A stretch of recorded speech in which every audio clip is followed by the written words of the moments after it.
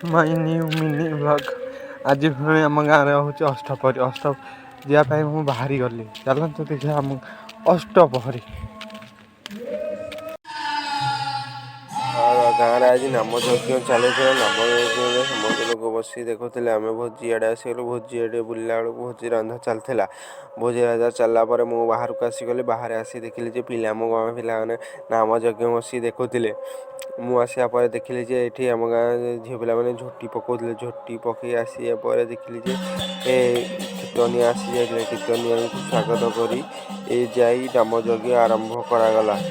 ତାପରେ ମୁଁ ଆମ ସାଙ୍ଗମାନେ ବସିକି ନାମଯଜ୍ଞ ଦେଖୁଥିଲି। ତାପରେ ମୁଁ ବାହାରି ଆସିଲି ଘରକୁ ଯିବା ପାଇଁ। ଘରେ ଆସି ପହଞ୍ଚିଲା ପରେ ମୁଁ ଯାଲି ଭୋଗ ଆଣିବା ପାଇଁ। ଭୋଗ ଆଣିବା ପାଇଁ ଯାଇ ପହଞ୍ଚିଗଲି ଛକରୁ ଭୋଗ ଧରିକି ମୁଁ ଘରକୁ ଫେରି ଆସିଲି।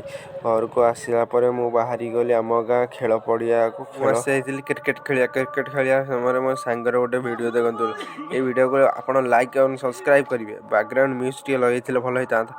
ତାହେଲେ ମୁଁ ଆସିଗଲି ଏକାଥରେ ଦେଖିବା ପାଇଁ ଅଷ୍ଟପ୍ରହରୀ। ଲାଇଟ୍ ଲାଗି ଯାଇଥିଲା। ରାତି ସମୟ ହେଇଗଲା।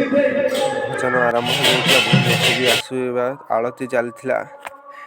ଆଳତି ପରେ ଆମେ ସମସ୍ତେ ବାହାରିଗଲୁ ଖାଇବା ପାଇଁ। ଖାଇ ବସିଥିଲୁ ସମସ୍ତେ।